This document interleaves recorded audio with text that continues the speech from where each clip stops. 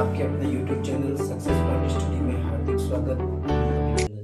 विद्यार्थियों, अपन बात कर रहे थे परमाणु के बारे में। परमाणु के बारे में अपन चर्चा कर रहे थे। उसी टॉपिक को आगे लेते हुए आज अपन बात करेंगे परमाणु द्रव्यमान के बारे में। विद्यार्थियों, परमाणु द्रव्यमान होता क्या है?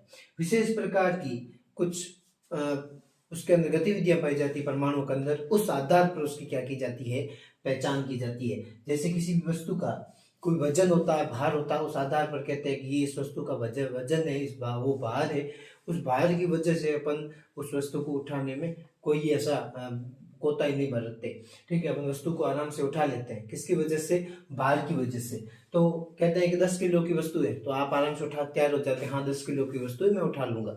अगर अपन कहे कि 50 किलो की वस्तु है तो अपन थोड़ी खुजली खींचेंगे कि नहीं होगा, है ना। तो कहने का मतलब ये है भार की वजह से पहचान दी जाती है। इसी प्रकार प्रत्येक परमाणु का एक द्रव्यमान होता है, उसके अंदर उपस्थित द्रव्यों की मात्रा होती है। उस आधार पर भी उसको अपन पहचान सकते हैं। देखो क्या परिभाषा है। परमाणु द्रव्यमान किसी तत्व सापेक्षिक परमाणु द्रव्यमान को उसके परमाणु के द्रव्यमान के 1/12वें भाग के अनुपात द्वारा परिभाषित किया जाता है। विद्यार्थियों, कहा यह जाता है कि जैसे कोई एक तरबूज है, इस तरबूज के अंदर इस तरबूज के 12 बराबर टुकड़े कर दो। इस तरबूज के 12 टुकड़े कर दो, 12 बराबर टुकड़े कर दिया।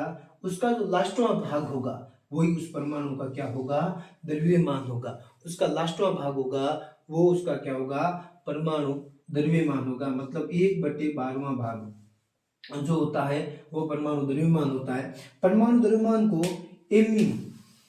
एमयू से पढ़ा जाता है, इसको प्रदर्शित करते हैं शॉर्ट रूप में एमयू कहा जाता है।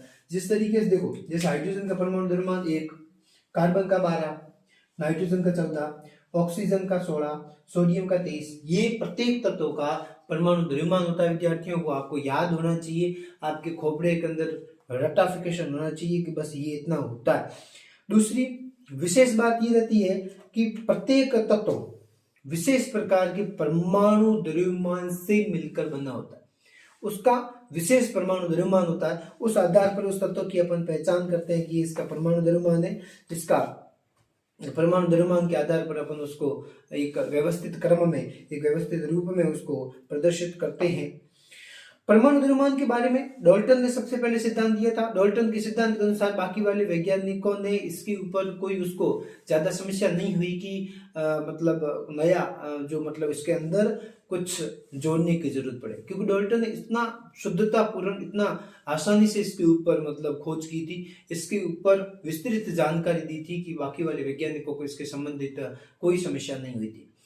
विद्यार्थियों, परमाणु द्रव्यमान वह इकाई होती है, वह प्रक्रिया होती है परमाणु द्रव्यमान की कोई भी तत्व होता है उसको सही ढंग से व्यवस्थित करने में, सही ढंग से पढ़ने में क्या होती है, सहायता मिलती है। विद्यार्थियों, ये छोटा सा टॉपिक आपका परमाणु द्रव्यमान। कुछ भी समझ में नहीं आया तो कमेंट में जरूर कीजिएगा सर जी समझ में नहीं आया। तो विद्यार्थियों, अगला जो टॉपिक है वो है अणु। अणु क्या होता है? 2 या 2 से अधिक परमाणुओं का जो समूह होता है उसको अणु कहते हैं। 2 या 2 से अधिक परमाणु आपस में जुड़ते हैं उसको अणु कहते हैं। ये आपस में रासायनिक बंध द्वारा जुड़े रहते हैं। ये आपस में किसके द्वारा जुड़े रहते हैं? रासायनिक बंध द्वारा जुड़े रहते हैं। यह अणु तत्व तथा यौगिक का सूक्ष्मतम कण होता है। तत्व और यौगिक का एक छोटा सा टुकड़ा होता है अणु। किसी तत्व के अणु एक ही प्रकार के परमाणुओं का समूह होता है। किसी भी तत्व का जो अणु होता है वो एक ही प्रकार के परमाणुओं से मिलकर बना हो रहता है। एक ही प्रकार से परमाणु होंगे तभी वो आपस में जुड़ेंगे। जैसे ऑर्गन, हीलियम, ये एक ही प्रकार के परमाणुओं से मिलकर बने हुए हैं। किसी अणु की संरचना में प्रयुक्त होने वाले परमाणुओं की संख्या को परमाणुकता कहते हैं।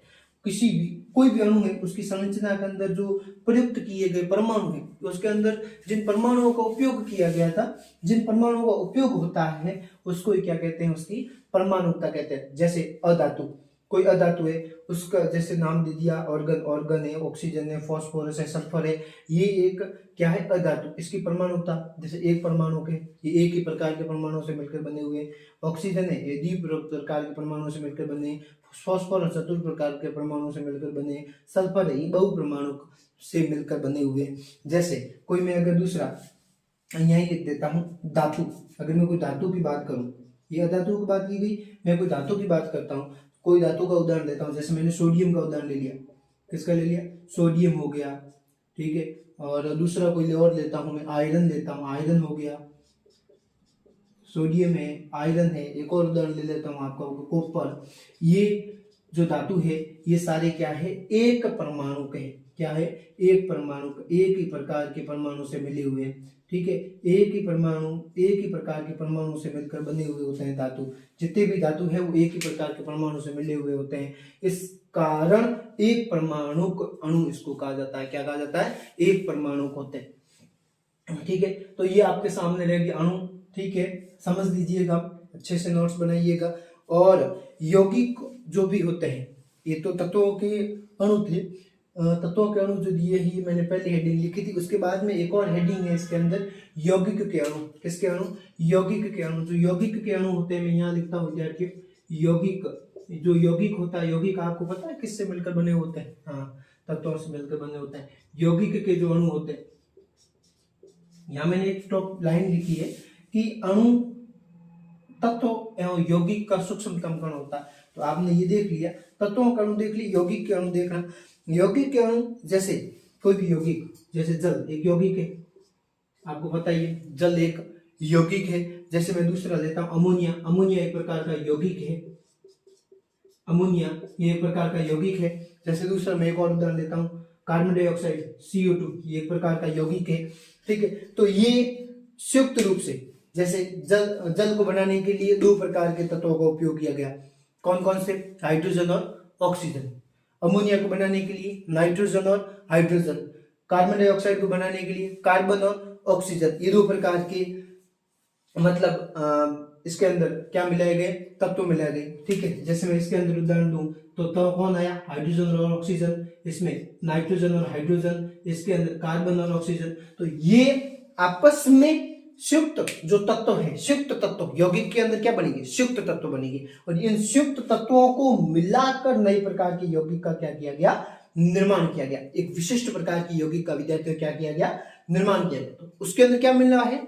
संयुक्त तत्व मिले। उस संयुक्त तत्वों के आधार पर क्या की गई? उसकी पहचान की गई। तो विद्यार्थियों, जैसे जल है तो हाइड्रोजन और ऑक्सीजन से मिलकर बना, अमोनिया नाइट्रोजन और हाइड्रोजन से, कार्बन डाइऑक्साइड कार्बन और ऑक्सीजन से मिलकर बने हुए। तो इसके अंदर इनके क्या रहते हैं? परमाणु द्रव्यमान अनुपात रहते हैं। क्या रहते हैं? द्रव्यमान अनुपात से मिलकर बने। जैसे हाइड्रोजन का मैंने आपको लिखवाया था, थोड़े पहले लिखाया था कि हाइड्रोजन का तो परमाणु द्रव्यमान होता है वो होता है 1। ऑक्सीजन का कितना होता है? 8। कितना होता है? 8। तो इनका द्रव्यमान अनुपात कितना हुआ? 1:8। किसका हुआ? जल का। जल का कितना हुआ? 1:8। अमोनिया का, तो नाइट्रोजन का परमाणु द्रव्यमान कितना होता है? आपको याद होना चाहिए, 14, ठीक है। और हाइड्रोजन इसके अंदर कितने मिले हुए? 3 मिले हुए होते हैं अमोनिया के अंदर। आपको पता है अमोनिया का रासायनिक सूत्र क्या होता है? NH3, ठीक है। तो 3 हाइड्रोजन इसके अंदर मिले हुए रहते हैं। एक हाइड्रोजन का कितना होता है परमाणु द्रव्यमान? 1 होता है। कितना होता है? 1। तो 3 का कितना हुआ?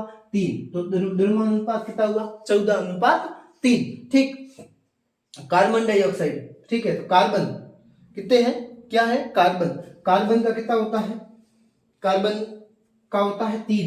कितना होता है? 3। और ऑक्सीजन का कितना होता है? 8। कितना होता है? 8। तो कितना मिलकर बने गए? 3:8। आप कहोगे सर जी इसमें डबल क्यों नहीं हुआ? क्योंकि कार्बन को अपना अष्टक पूरा करने के लिए 4 तत्वों की जरूरत पड़ती है, इस कारण ये नहीं हुआ। ये छीन लेगा इनसे। ये अपन क्या होता है अष्टक वष्टक ये सारे अपन बाद में बात करेंगे, ठीक है। अगली क्लास के अंदर बात करेंगे। आज के लिए बस इतना ही। आगे की चर्चा अपन अगली क्लास में बस चर्चा करेंगे। विद्यार्थियों, यहाँ तक समझ में नहीं आया है तो सही ढंग से पूछ लेना, ठीक है। कमेंट के अंदर कहना सर जी ये समझ नहीं आया, पक्का जवाब दूंगा, पक्का उसका आपको उत्तर मिलेगा, समाधान मिलेगा। तब तक सलामत रहिए, खुश रहिए, हंसते रहिए, माँ बाप का कहना मानते